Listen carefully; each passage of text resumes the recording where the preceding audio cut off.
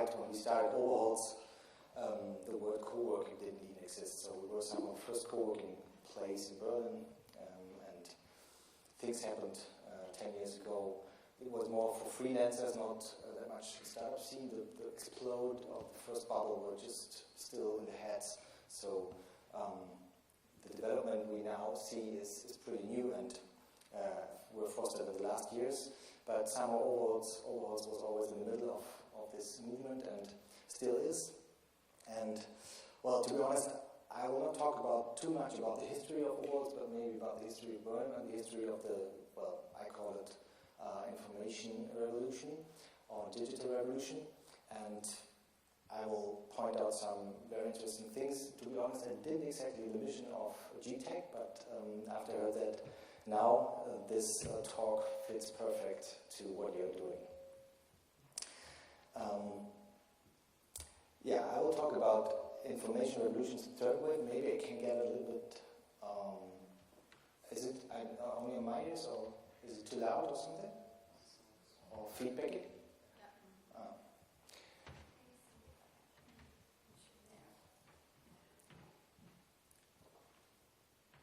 Maybe it's. That was. Sorry. Is it better now? I think so. Okay. Information revolution's third wave. As every revolution, information revolution proceeds in waves. And at the moment we are at the end of the second wave and close to the beginning of the third wave. And maybe we first go into some hard facts to see and look at the details of the first wave. Somehow the first wave began with Walter Benjamin in 1936 when he published his small book, The Work of Art in the Age of Mechanical Reproduction, because it changed the consumption of art totally, and it changed society, because he postulated, and he was right, that everybody becomes an expert. And another effect on that was that the aura of art changed totally, because it wasn't focused on churches or temples, it was accessible for anybody everywhere.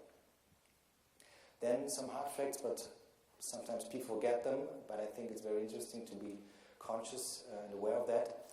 1 year later, Konrad Zuse started to build the first Z1, the first computer, if you want to have it like that, finished it 1 year later.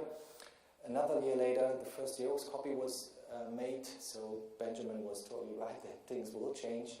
And jumping to the 60s, Marshall McLuhan, in a wise forecast, postulated the word global village, which we used like 40 years later. And I think this building is from the 60s, so think about where we are and how wise this man was. By the way, that's him. Some more hard facts. In the 80s, the Apple mouse were invented and published. 1 year later, Microsoft Windows. World Wide Web was accidentally, or you never know, published in the same year when the Berlin Wall fell, and that both changed a lot. And 1 year later, first Burger King was founded in East Germany. This is the first Burger King. That was 1990. And 3 years later, the first browser, Mosaic, was established, not really to clients, but it was there, and that changed a lot as well.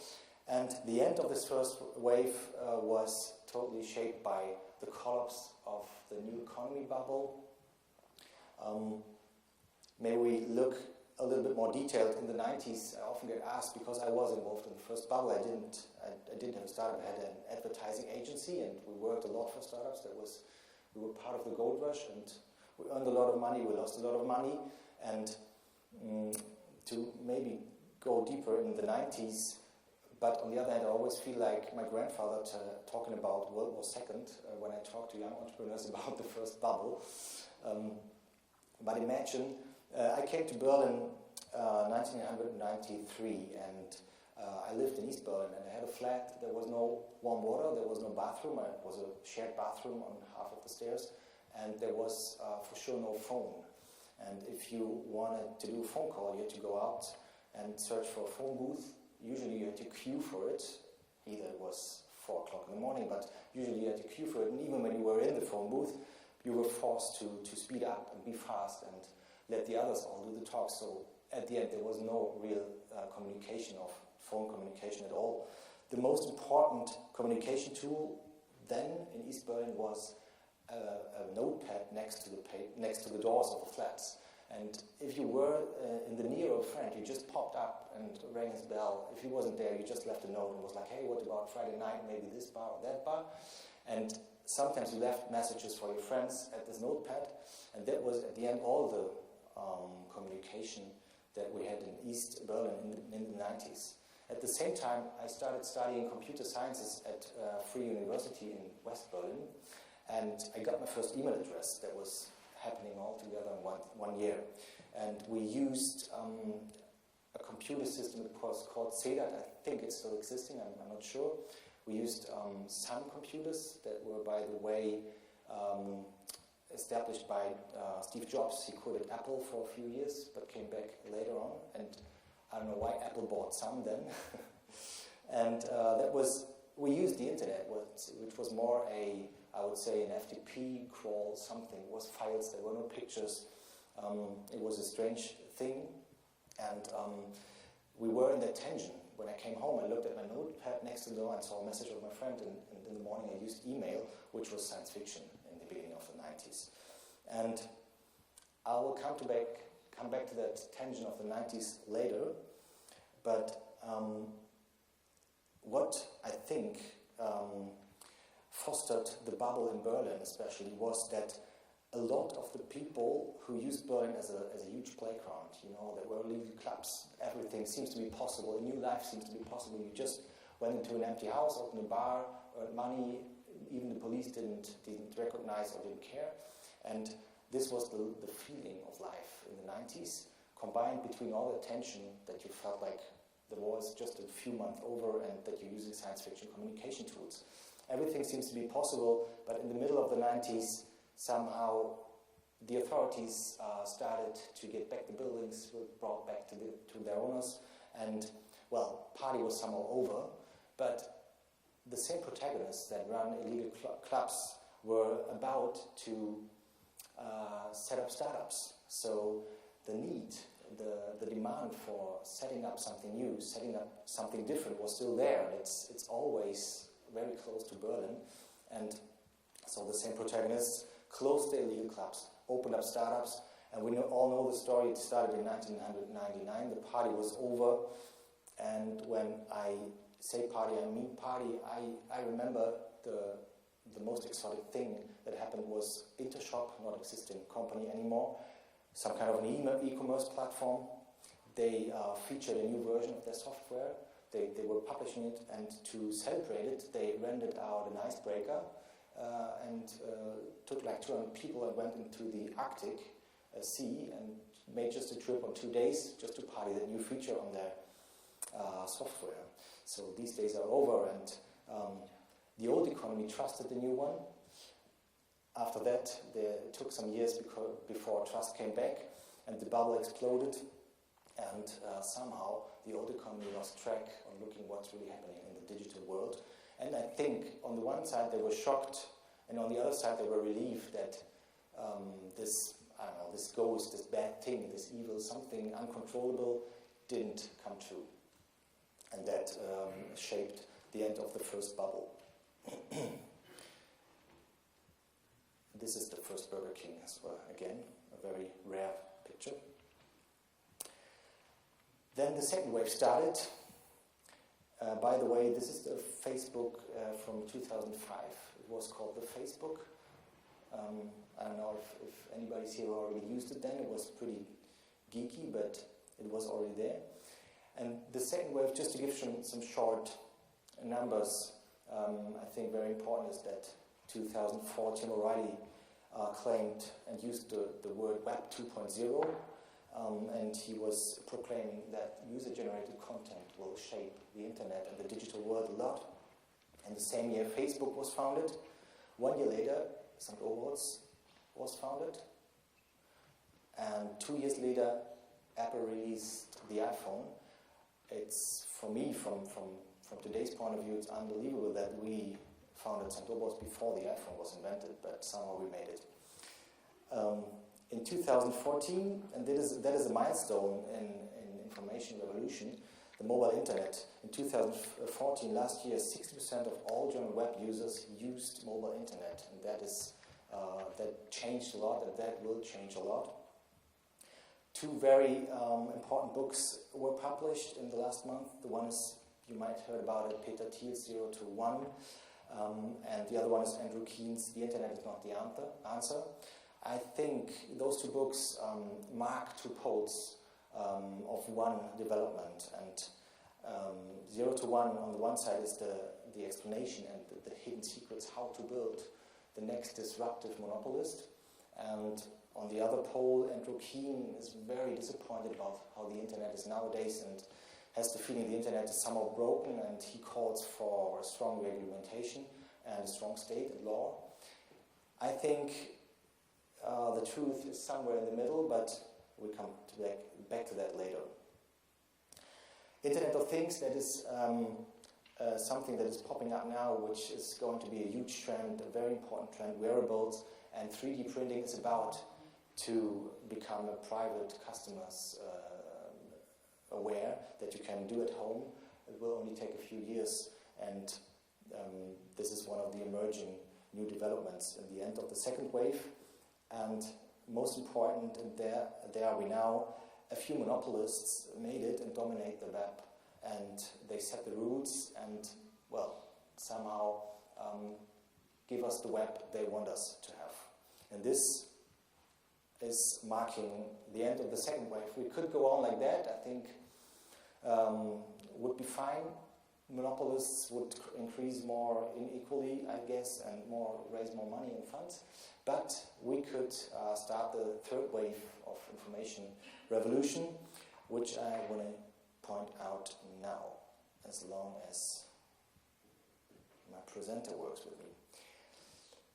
The third wave, somehow to explain the core of the third wave and of the options that might change information technology, we need to go back to our friend Walter Benjamin, to nearly 100 years ago.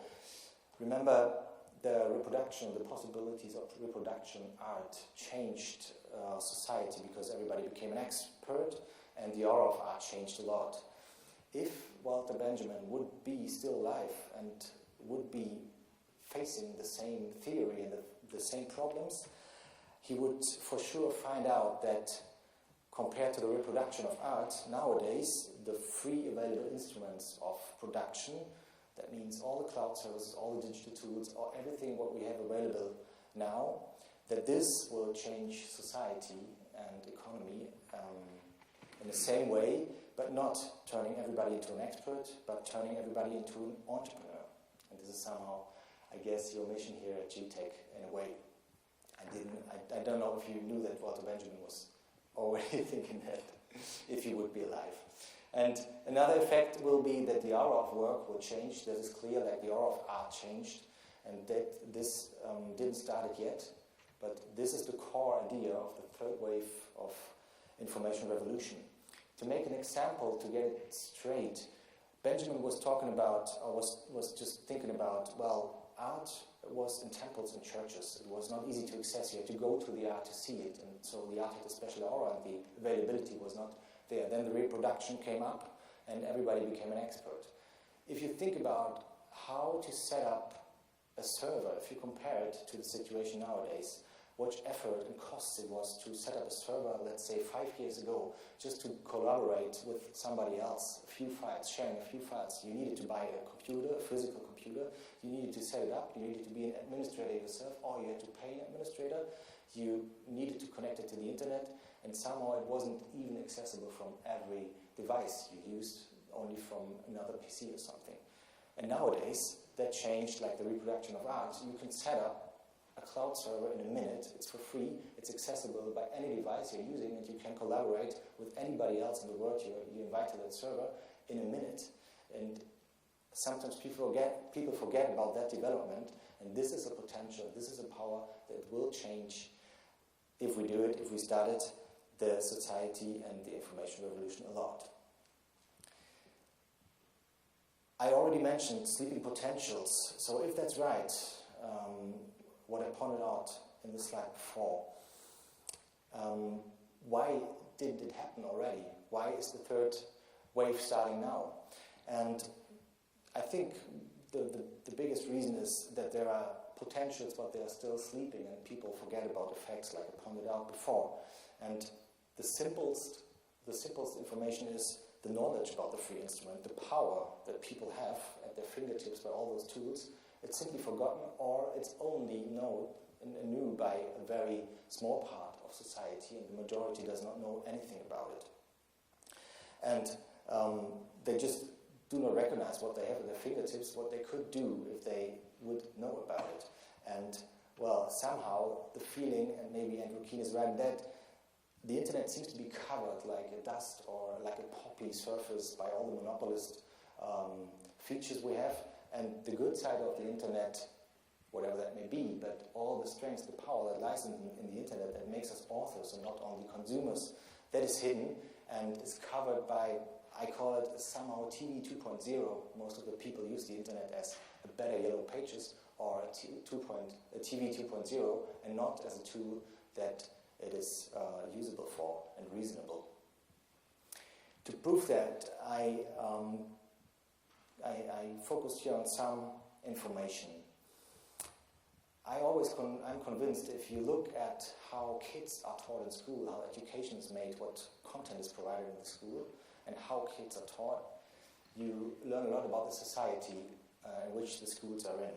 And I popped in the room of my 17-year-old daughter a few days before, and she was pretty angry because she was preparing a talk, and she was doing a poster on paper for that, and she was doing it the third time because she had to correct it or found out that something was wrong. And I asked her if why she does not use a digital tool for that, maybe Prezi or at least PowerPoint, and she didn't know nothing about it. And I asked her, and I found out they do not tell the kids in school about tools like that. They simply tell them, well, you can use Wikipedia. It's something like a better encyclopedia, but it's dangerous because a lot of mistakes are in there. And they don't tell the kids, hey, if you have the feeling that you're using Wikipedia and you find a mistake, you can be an author, you can change it. They don't tell it. So this is an evidence for what potential lies in education. At the end, the kids learn how to format texts in Word and Excel, and I'm pretty sure when they get out of school, Word and Excel will be not the main tools of the digital society we're living in. Another evidence is a very, very beautiful one. There is a movement in Berlin surrounded or fostered by Joe Edelman, ex-CTO Couchsurfer. He is about to set rules for app design because most of the apps we're using make us addictive and steal our time. And app designers more and more get conscious about that, and they don't want to work for the big monopolists and make people addictive and steal their time. They want to empower people by app design, and this is a strong movement. It's a typical Berlin movement, I guess, with all that history of hacking and revolutionary stuff. And it's improving, and well, we'll see where it comes out. He thinks about setting some kind of a sign for good apps and for apps that engage us and empower us and not stealing our time. Another nice story that proves this as well, Zynga Games is a huge game company in the US. They publish games like Farmville, like Facebook games. And after the first year they published the software, they looked at the numbers and they found out that obviously most of the users who used Farmville were totally addictive and totally using hours and hours per day, and that were pretty young and pretty, losing their lives somehow. When the app designers found out at Zynga Games, half of the employees quitted the job and said, well, we don't want to make people addictive. That's not why we started. We wanted to entertain them, but we do not want to come out at this point. So Zynga had a lot of problems to get new program designers, but they changed some of the settings. They forced people to quit. and they somehow they tell people, go out after 1 hour in Farnborough, you get a message, go out, meet a friend. So this is at least a small development that is a beautiful one, and which is evidence for that the first wave is about to start. Another hidden potential is pretty simple, but usually we forget about it. 1.5 billion people use smartphones today on Earth. And think about one smartphone has 10,000 more computer capacity than all the computers that were connected to manage the moon landing in the 60s. One smartphone, 1.5 billion. So think about the potential that's lying in there, and everything we do is like doing Facebook likes or sending images on WhatsApp, and well, we could land on the moon 10,000 times if we were to kiss the potentials alive. And this is the other question. How could we kiss those potentials alive? If we assume that every society has the internet that it deserves, that means the internet is not shaping us, society is shaping the internet. If we assume that, and I'm pretty convinced that this is right, we can follow those points I'm pointing out here. We need to kiss potentials alive. A change of education. I mentioned all the stories out of school. The question is, why are our kids still taught like 100 years ago? I mean, they change a little bit, but they do not change the core of education. If you would use digital tools, you could easily individualize education and easily revolutionize education and kiss talents alive in people that are somehow lost in school. It does not happen. Another simple idea is to make people aware of their entrepreneurial skills. I mean, that's why we are here, but it's easy. It's tell the people that they have entrepreneurial skills, and a lot of things they do are entrepreneurial actions, but they do not know about it.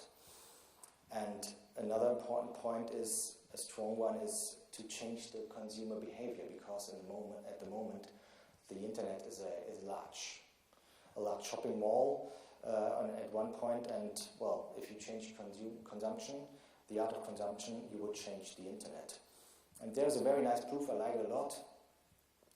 Craft beer in the States, the sales of craft beer increases 7% by year. That means craft beer, small breweries, microbreweries, regional ideas, sustainable ideas, and the industrial brewery stagnates and sometimes even loses sales. Same with so-called third wave coffee. If you would have told 5 years ago somebody, well, I've got the idea, I will do a micro roastery, I will roast a few kilograms of coffee every day, and I think I can earn some money with that, everybody would have told this guy, come on, this market is done, there are a few big players, you can't disrupt that. But it happened. There's a huge movement of third wave coffee, and the proof that it's a dangerous movement to the industry is that Starbucks just opened a few months ago a third wave micro roastery in Seattle, town of the hipsters, and they play micro roastery in that, and obviously they do that because they're losing ground. The question, the core question is, this is all pretty obvious, but which tools can be used to foster that? Which tools can be used to get there, to change all that? And here comes a very nice effect. Here comes the German Angst. It's just a few days ago that Apple's CEO Tim Cook, you might have read it in the newspapers, claimed he just visited Germany in Berlin. He claimed, I love Germany. He was here, he was talking about privacy a lot and about data security. After that he claimed, I love Germany. I'm pretty sure he loves California more than Germany, and I think what's written between the lines, what he said is, I love the German Angst. And the German Angst is a bad thing if it's pure, but if you mix it, there are some chances to get something really new. German Angst, to give two examples, when Germans think about cloud computing, they think about, oh my god, cloud computing, somebody will steal my data. When Germans think about Foursquare, they think, oh my God, Foursquare, this is just a tool for thieves because they know when I'm not at home so that they can rob my flat. But if you go away from that pure effect of the German Angst and take it and combine it with something very, very special, I'm pretty convinced that we get something new and a powerful tool to foster all the points I pointed out before. And the other thing we need in that is Berlin. And so Berlin and the German Angst, if you mix it up, you will get a powerful tool to foster and to start the third wave. Berlin itself has a history of trial and error. Somehow it's a large experiment. Look at the last 100 years.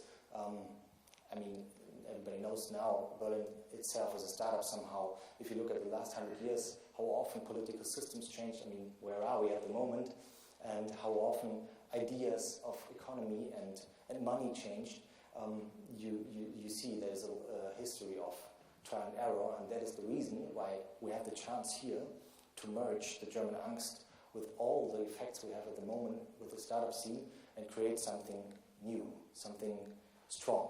And this could be a wormhole in the digital galaxy. If you think about the German Angst using as a seismograph and combine it with all the power that I already mentioned, and if you think about that this could foster the third wave and start it. Do you remember Deep Space Nine? That was when wormholes became famous. That was a science fiction TV show. The Deep Space Nine station was next to a wormhole. The wormhole was some kind of shortcut in the galaxy. You can see here the picture. If you take the wormhole, you get the shortcut, or you go like hundreds of light years the other way and lose a lot of time and get to the same place, but not in the same velocity. And if we assume that Berlin can be a special place combined with the German Angst, then we can create a wormhole in the digital galaxy, and this might be a very exciting thing. And this creates a mission we're going to. A friend of mine told me a nice picture, maybe you know it, I didn't know it before. The situation we're in at the moment is comparable to the situation of South America in the 16th century, when the Spanish invaders came and they saw all the gold and the gold nuggets of the Indians, and the Indians didn't know about nothing about the value of this gold, and they gave it away to the invaders, and they gave them glass pearls, and the Indians were happy with the glass pearls. If you compare it to our situation today, somehow we are the Indians, and we are giving away all those potentials and all our data, our ownership, our privacy, and all we get is glass pearls. So I think it's pretty comparable, and I really like that picture. And the mission to create a wormhole, to change and to start the third wave of information revolution, is to uncover the secret power of technology, which is uncovered by Poppy Internet. I mentioned that. It's about to reclaim our ownership, about to reclaim the ownership of our private data, of our ideas, of all the things we do in the net, all the energy we create. And a nice quote by Andrew Keen I'm with him in that point is, we should revive the authority of our collective narrative, which is a very lyric and nice symbol for what I'm talking about here. And another point, it means we have to try to get away from owning and coming to sharing. Berlin is sharing economy capital of the world. There's no other capital or place in the world where so much sharing projects are started and tested. Scalability. At the moment, everybody's focused on, we need scalable business, but I think we should get rid of that. We should come from scalability to sustainability. Think about how sustainable your business could be. Get rid of scalability, just create sustainable business that will make you more happy. Maybe you earn less money, but that will make you more happy and bring more to the society and fosters the third wave of the internet revolution. Do not follow the perfect exit. This is another effect the startup scene is doing, maybe not in Berlin, but in a lot of other places on the world. Follow more your heart if you create ideas, and forget about the exit. But don't forget to use the calculator when you follow your heart, or make an Excel sheet. That's always important as well. And another idea I like a lot is think about what would happen when we disrupt the cult of disruption. So everybody talks about disruption, and we need to disrupt everything. So think about what might happen. I don't know what will happen, but I think it would change a lot if we disrupt the disruption. And simply tell the people that they are entrepreneurs. It's a mission of GTEC as well. And to tell them and make them aware what power lies at their fingertips and what possibilities they have and how they could easily create their own entrepreneurship and idea. So maybe we should just try to build this wormhole and start the third wave. I mean, we are here in that very special building. Think about Erich Honecker could listen to me what I'm talking now. I think he would feel pretty much disrupted. Maybe I close the circle to the beginning of my talk. If you think again to the beginning of the 90s, I was pointing out that the tension between notepads at the wall next to your apartment and having emails at the same time was a strong tension in Berlin at those days. And it's okay, it was the last slide anyway. And if you remember that tension, somehow we are in the same situation today, because the internet we have, and the difference between the internet we could have if we start the third wave is pretty big. And so let's try to create the same enthusiasm like in the 90s and start this over and have the feeling that Berlin again is a place where something new can start. So let's get out and shape this wormhole, I would say. Thank you for listening.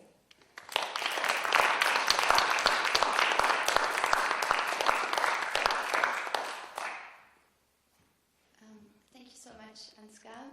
Thank you for inviting me. Yeah, pleasure to have you here. Such a pleasure. Before we open up for questions, I have a really pressing question. So this is actually the first time I've heard of this third wave combination with German Angst, and I can see that a lot of thought went into it. It's super fascinating. I think you have a bit of a futuristic mind to kind of go into the future, contemplate these things. And I think like an entrepreneurial skill, it's really an entrepreneurial asset to have that. What do you do to foster that? You know, also thinking, before there was a co-working space in Berlin, you did it then, right? Thinking ahead, what could this be? And what do you do to feed that kind of futuristic mindset or interest? What happens to me in person pretty often is that I'm pretty much bored pretty fast, so I need new things to not to be bored. But a tool that I use a lot is serendipity. That means I really try to soak information from any kind and any branch and any sector I can get, and I'm totally convinced that this is somehow reflected into Berlin. Berlin is a place. We just had this talk this afternoon with the Emirates. They are thinking about setting up an accelerator here, and they were asking why Berlin. And I think a very special thing about Berlin is that you have so many different scenes here and so many different movements. It's not only the startup scene, and even the startup scene is very, very colorful, very different. Nobody knows where it goes, and so a lot of people, I have the feeling, use Berlin as an inspirational tool and build their ideas on Berlin effects. That's why we need that wormhole. Any questions from the crowd? Just wait for me to... I think I'm loud enough. Germany is for Mittelstand. Mm-hmm. Everyone hears me, right? So the mentality is that people don't believe in exit. People believe in owning the company. People believe in making it as a family office or a family company. And that, I think, is not related to the Germany Angst in a way. And the wave that you're talking about is about the new entrepreneurs that are more wealth-oriented than actually becoming a Mittelstand in Germany. How do you see this shift going where you already have a very strong Mittelstand. They have showed that they have the capability and power of doing something like this, and they're very successful in doing that. And there's one example already present in Germany, and the other example being what you're just saying, so which is kind of conflicting in a way, that you are trying to create something which is not permanent. Well, I think you're right. The reason why the German Mittelstand is that massive and that successful is not, or the main factor is not the German Angst. I mean, maybe a small maybe a small effect, but it's not the driving effect. I think there's a large tradition of creating sustainable business. So you're right, but if you look at the tendencies we're having at the moment in the startup scene, especially in Germany and Berlin, is that we try to follow all the monopolists we're seeing. So people are for the next exit. People are out for just making money and not following their heart. And that's the reason why I think we're in a special situation now, and we have a big chance to change that in Berlin and to bring people back to consciousness and connect it maybe to the German Mittelstand, to that tradition as well. Next time I do this talk, I will put it in there, and bring old companies to the new ones. And this is something what's not really happening at the moment. The startup scene in Berlin is pretty unconnected to companies, to old companies, and there's another large chance to transform knowledge in both directions. Yeah, I think the tech scene and the entrepreneurship scene in Israel is working very nice because they are well connected. And I think if we were to have really a very vibrant ecosystem here in Berlin at least, we don't need really big players. I think would be good enough to have Mittelstand also part of it. Yeah, maybe you're right. Maybe that is another special thing in Berlin, that we shouldn't bring in the big ones, more bring in the Mittelstand and show and see what they will do with it. Could be not.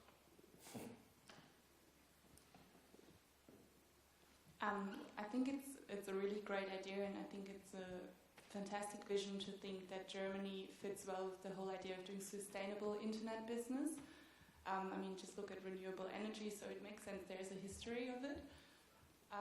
But I'm also wondering, like, take the example of education. This is very much something that has to be influenced by the government, for instance, as well. So who do you think should be the main driver? Would it be necessary also to have it both coming from the entrepreneurs, but also from, like, the institutional side? Wouldn't that be necessary for it as well? Or is that going to happen? Regarding education and maybe the change of the school system or some basic values that are taught in school, I think, I mean, we're in Germany, you can't do it without the government. But on the other hand, and I think Berlin is special in that as well, or especially Prenzlauer Berg is even a more focused region. And you know that the Prenzlauer Berg parents are pretty, the teachers fear them somehow. And my kids are in Prenzlauer Berg at school, so there are a lot of parents, and it can be annoying because they want to discuss nearly everything, what is taught or what kind of education is done.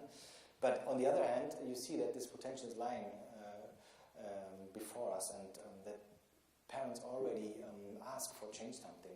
And I mean, it's a long way to change a school law, but I think, I didn't mention it in my talk, but I think if it's not the educational part of what's going wrong in schools, it might be the psychological part, because the mobbing effects we have with all the digital tools the kids have at their hands, and they all have mobile internet.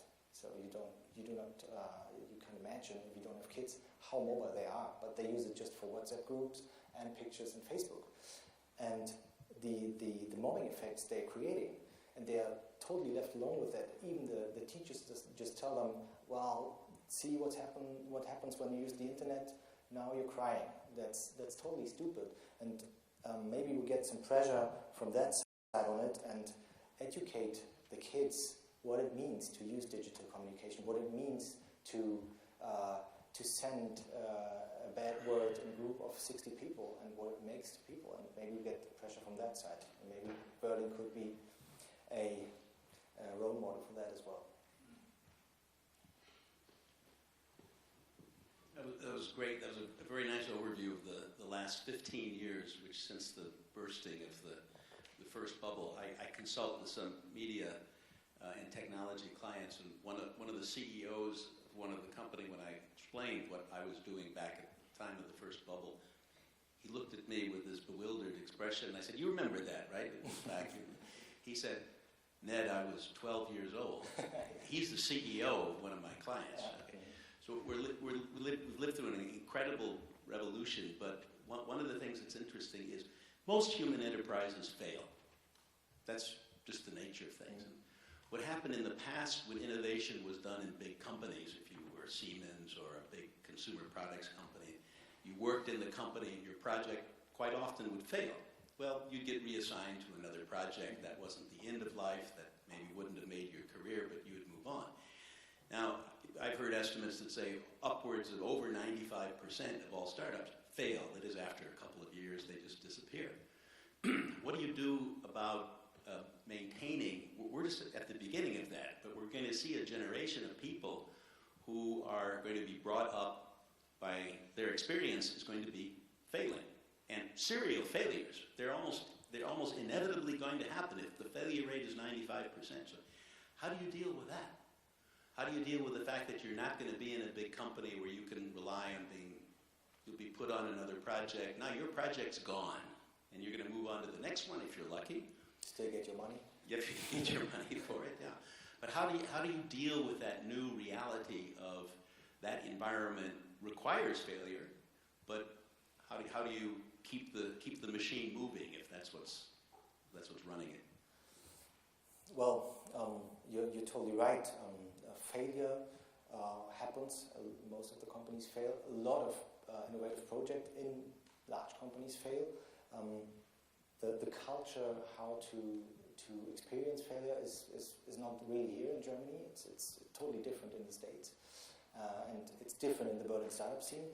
And you already mentioned if a project fails in a company, but even then, it's not really talked about what went wrong, what should be done differently to avoid the next failure. It's just like, okay, we tried it. You see sometimes products from Deutsche Telekom, they just disappear. You hear nothing about it, and I'm pretty sure even the employees do not know why it at the end was ended, and there's no culture about talking about the failure to experience how to manage it.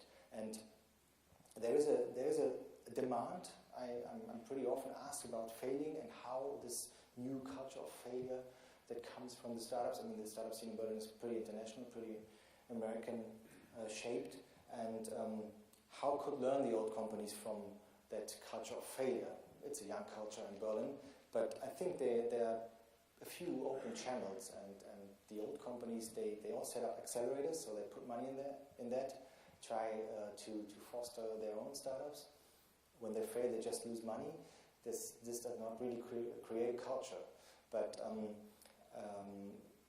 you're totally right. I think there is a large potential that could be kissed alive as well, that could create a culture of failure, a failure of culture, and that could be learned in startups and transformed to the old economy. Hey, I thought your talk was great. I really resonated with a lot of your message, but I also found it very theoretical. And I was wondering if you have any concrete examples of where you see this third wave already happening. Maybe you can speak to a couple different scenes, maybe a couple different movements, a couple different specific examples as well. That would be really helpful. You mentioned that you found it at some point ironical? Inspiring. Yeah. Okay. No, I resonated with it. Not ironic. It has some ironical effects, but sure. At the end, I all mean it. What's in the talk? So I just want to be sure about that. I pointed out some examples. The Zynga game example that somehow people are shocked by when they see what. In the first step, human always tries everything with a new technology. I mean, look at fire or something. You can burn a house, but you can warm a house with fire. And in the beginning, when the technology is discovered, a lot of stupid mistakes are done. Take the atomic bomb. I don't know. There are a lot of other examples. So I think that is another reason why the third wave is about to start, because I think the second wave of the information revolution was shaped by what is possible. So we have Facebook, Google, we have Apple with $18 billion take in the last quarter. And so I think somehow we learned, okay, this is all possible. We can build monopolies that are stronger and faster than everything we saw before, and that they can build their own cars. They can go and buy BMW, for example, half of BMW, and build their own cars. And I think we are now coming into that transition. And the Zynga game example and the other example I mentioned, that Joe Edelman, ex-CTO Couchchef, he quitted all the startup business to create somehow a consciousness about how app design, maybe, I don't think we need law, it's the power of the app designers at the end. If they tell all the large monopolists, we won't design apps that make people addictive, they can't design apps that make people addictive. And I think we see some tendencies there happening around that point. Just to clarify real quick, I guess I was more curious about the part of the vision where you talk about everybody being an entrepreneur, Okay. and maybe what that would look like in a more tangible reality. Like, do you see examples of that happening already, and what would that actually look like when everybody is living more entrepreneurially? I think the simple knowledge about that everybody can be an entrepreneur because we have free available production tools. That could set a large effect free. If you think about, you bring, again, a school example, you bring a cake into school and divide it there or sell it there, it's an entrepreneurial action at the end. But people are not conscious about it. So if you bring people to detect that nearly everything you do is entrepreneurial action, and that entrepreneurial mindset and skills can help you to improve all the things you do, even if you set up a dancing group or whatever you do. It's not always, it has not always to end in founding a company. Just to change the mindset and I mean, maybe kids education. Teachers should maybe see kids education more like being an entrepreneur and having a lot of small startups in front of them. Something like that will change more than the next big monopolist, I'm sure about that. Was that the answer to your question?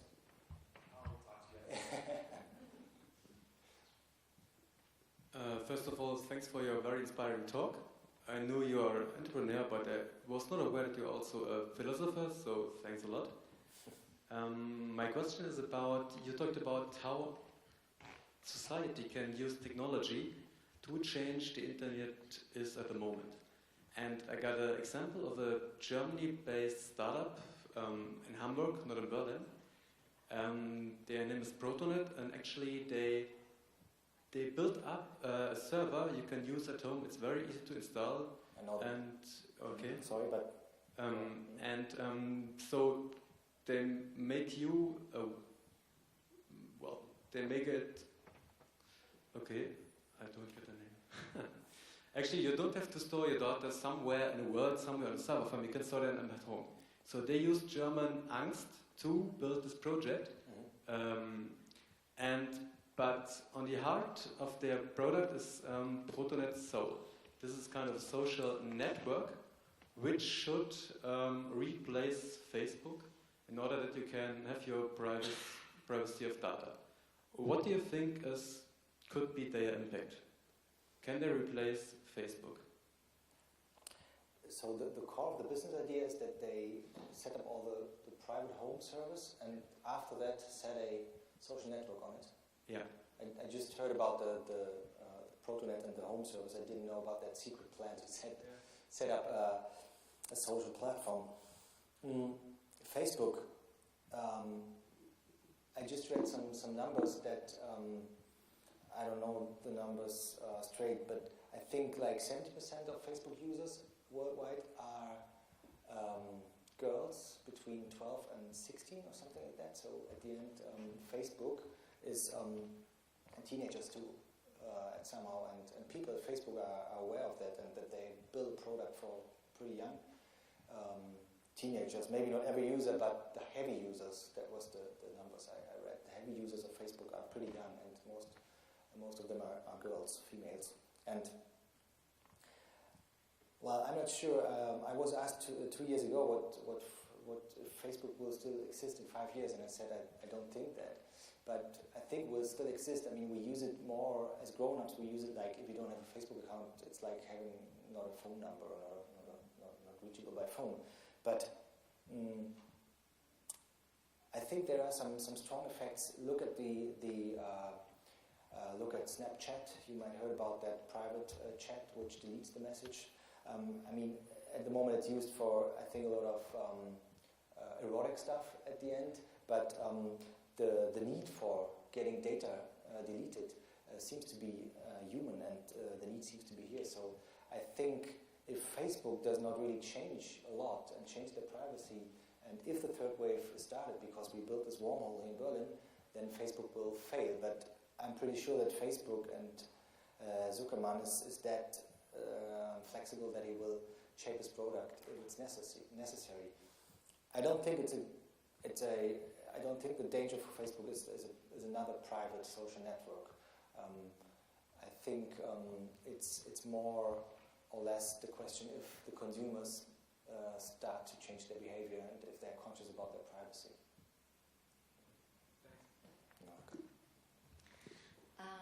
Again, thank you for your talk.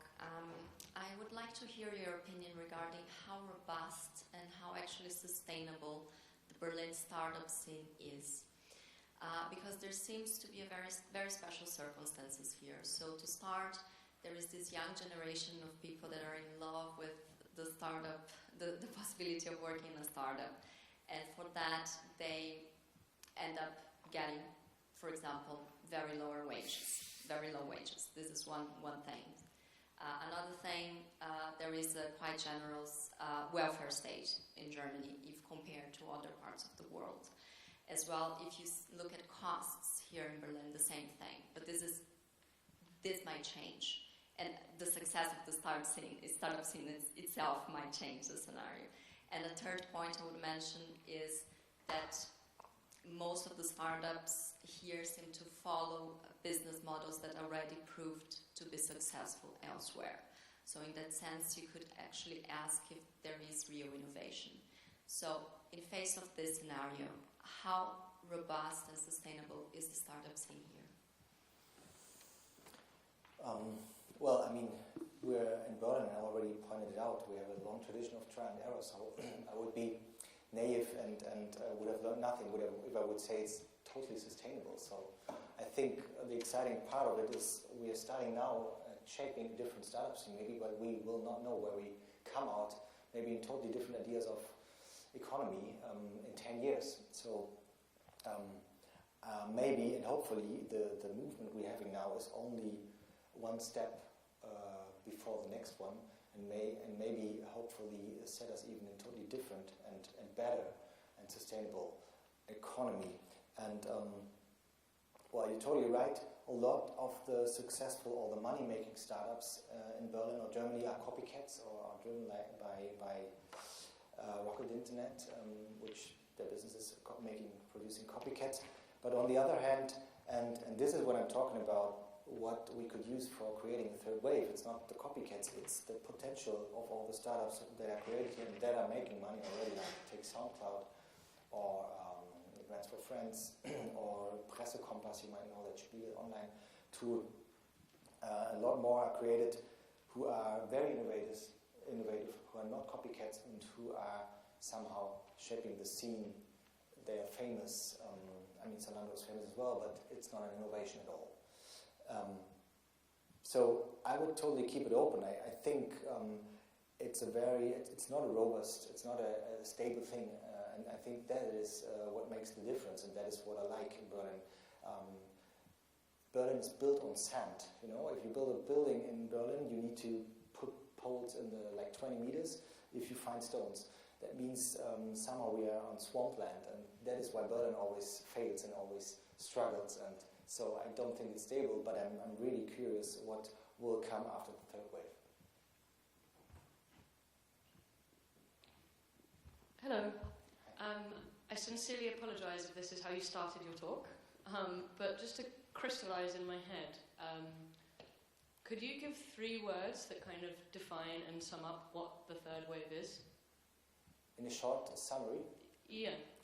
The third wave of the internet revolution is that we stop looking for the next opportunity to build a monopolist or to get an exit with a lot of money, but focus more on sustainable business, follow more our heart and not the exit, and to be conscious about what tools we have and how easy to use them, and be conscious about that everybody is an entrepreneur. That is the core idea.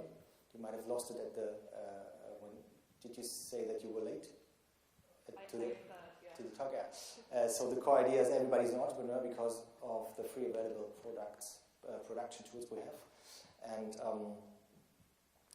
this is the core idea of the third wave revolution. Do you think that there's been a comparable evolution elsewhere?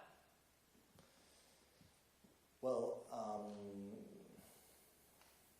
no.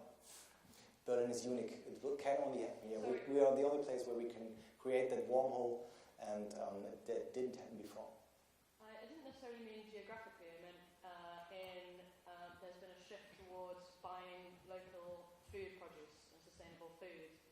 For example, I mean kind of non-digital, as a comparable shift in market. Mm-hmm. Yeah, I think, and I pointed it out in my talk, I think a proof is already founded, or evidence is founded in not really startups or digital creative industries. It's founded at the craft beer scene, at the third wave scene. It's a movement. Berlin is unique with that as well, that people want to buy regional, people want to buy organic, and people want to get sustainable energy and not atomic energy. And so I think this is a proof of a non-digital economy. Maybe also the move from fast food to slow food. Yeah. And quality over quantity. Yeah, and having a vegan or vegetarian lifestyle. I mean, all the points, they work in Berlin. We should not forget that somehow Berlin is a filter bubble. You know, if you just go out to, I don't know, different places, even in Germany or in Europe, it's totally different. So, and that is another proof that Berlin can be a special place, because, I mean, if you go, I don't know, to Cologne and search for a vegan restaurant, I'm pretty sure you might not find one.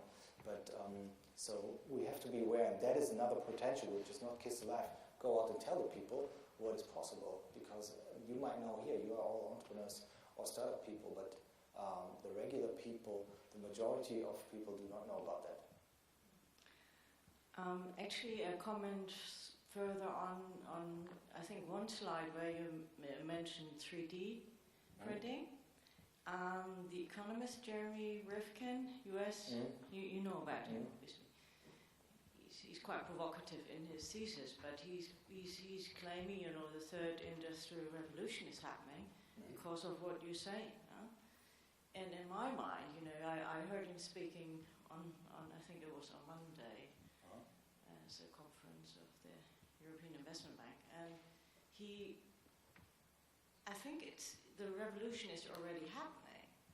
And the revolution is in the end a combination of you know, sharing knowledge through, you know, the internet and everything that's around there, and then localized manufacturing. You know, I mean, we're not far away from even creating larger consumer goods on an individual basis. Obviously, you know, nobody's going to have such a large printer in their home, but still, you know, I think it's already, you know, it's there. I mean, for me, it's evident. Yeah, I see it slightly different. What you're pointing to is the question for through private and affordable 3D printing, everybody becomes a maker, and everybody could produce everything at home, and so this will disrupt for sure a lot of production systems we know today, and we might lose in a few years. But I'm not convinced that this is the right way. It will happen anyway. I think if you look at it at the start of the second wave, they promised us, wow, now everybody is an author. Now media will change a lot. So everybody can distribute his music on the internet. But if you look at the music industry, for example, 1% of all the artists own 70 or 80% of all the revenue made by record selling, and like 30% have to share the rest. That is nothing. That means to get a successful artist and to be able to live by that didn't happen. So that went wrong somehow, and I hope there's a chance to somehow correct it. But I'm not sure. But I would have more the feeling that the maker scene it's the same situation. People say, well, then you can do everything and you can distribute it. But in the end, it might be a disruptive technology where we all come out and that 1% earn like 70% of everything, and the others are not successful. But so I mean, it's slightly different, but it's an effect. But I see more at the end of the second wave. Yeah, but you're referring to the ownership of the design, right? Or the design as such of a product. Because I mean, it's such a, for me, I've not, I'm not at the end of the thinking yet. But just, I mean, imagine we're so focused on production and manufacturing. A lot of, I mean, in industry, really, it's just gonna change absolutely everything. Yeah. In terms, and then you just have some licensing going on. Well, of course, the question is, but then you have the internet to distribute new ideas fairly quickly. So to monopolize ideas, new development, will be more and more difficult. So I don't know. I mean, maybe you're right. I mean, it's happening. I mean, for me, it's happening. I mean, changes are happening. I think we all can't imagine what will happen in the next years because, it's velocity in a very strong way. So we really have to be conscious about what we're doing, what we're putting our power in. But maybe you're right, and we don't come out at the same problem like in the media industry, that the old good-known friends take all the money, and maybe there's a second chance to disrupt in a good way. So I like 3D printing, by the way. Okay, awesome to see so many questions for super interesting topics, but I think we need to slow down on the grilling, so maybe 1 or 2 more questions, and then we can take it outside, and hopefully Ansgar can stay a few more minutes. Super. Thank you very much for the talk. I found it very much in line with what I'm hoping to happen in the near future. It's not actually a question. It's just to add on what you said. The third wave is getting there very slowly, and I think the main reason why it's happening is that all these big companies, the monopolists, they have a lot of users, which is why they're strong. But it's also their biggest weakness because they cannot fulfill the demand that is just going to grow, over the coming years. By this I mean it's changing from like a one-size-fits-all type of market to like more customized and tailored kind of solutions. If you look at this, it's all these platforms that are popping up here and there. One big example is actually YouTube. A lot of people, when they wanted to publish their content, YouTube was the only option, a couple of years back. But now you're starting to see like a lot more, alternatives. And the strength, I mean, people say that YouTube, for example, is a very, good example of why these big companies, and they can afford like free streaming and all of that. But actually the reason why YouTube became successful is not because it was big, it was Google or anything. It's because the people that publish their stuff on YouTube, and the people, if they move somewhere else, if they choose another platform or find an alternative one way or another, I think the tailored service and the customized kind of solutions, they'll start to kick in at this stage. Yeah, this is the power of change of consumer behavior. That is totally one of the big chances. Hi, I came too late to this lecture, and I'm actually working on a project at Deutsche Telekom right now. And the moment I sat down, I'd heard you mention on stage that so many projects at Deutsche Telekom failed. Very funny.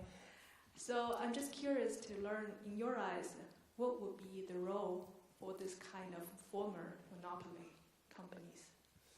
What kind of position they would take in new economy? In some if you look at it in a certain way, they're all woken up already, and they're all frightened about that they might be disrupted, or that they might get the same fate like Polaroid, for example. I don't know how fast, or Kodak, how fast they died, huge companies. You would never thought it. And so they all open up to the startup scene, and they create accelerators. But I think, and I think on the other hand, the startups can learn a lot about the old companies and the big companies, because that is what startups often lack, knowing about a structure or setting up a hierarchy. And if you need a hierarchy, that's another question. And I think in that field, how the old and the new economy could work together and learn from each other, I think there's a lot of potential also left. I think that the old economy should not be that targeted. Sometimes, they set up an accelerator because they want to get the new telecommunication disruptive tool. I don't think it works that way, because startups don't work that way. Startups are open. Sometimes they start with one idea, they come out at a totally different idea because they found out that through serendipity or whatever, there might be even a nicer or better selling technology. And I think if the old economy learns more to not be that targeted, more open-minded, and more looking at serendipity effects, and when the new economy is more open-minded to the old ideas, I think that there's a large potential that can be kissed alive. But it should not be focused. It should be more playground and see what's happening. Awesome. Thank you so much. Maybe a good word to end it there. It was a super, super interesting talk. I loved it. If you loved it too, let us know. Give us a little hashtag at GTEC.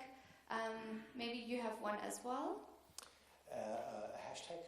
Yeah. No, this is my Twitter handle. Yeah, this is my Twitter handle. Oh, yeah, it's at Oberholz. Okay. Mostly it's me in person. Okay, awesome. Good. Yeah, so give us one. One thing I wanted to add, actually, talking about the earlier discussion about youngsters and entrepreneurs, right, starting in schools. I'm putting together a summer school here at GTEC, Entrepreneurship Summer School for 14 to 16-year-olds. So if you have any kids that age interested in it, or you want to collaborate or have some input on it, let me know. lm@gtech.berlin, that's for Louisa Meyer. And yeah, would love to take up the conversation. Ansgar, to you, thank you so much. Big round of applause to you, and let's talk more outside. Thank you.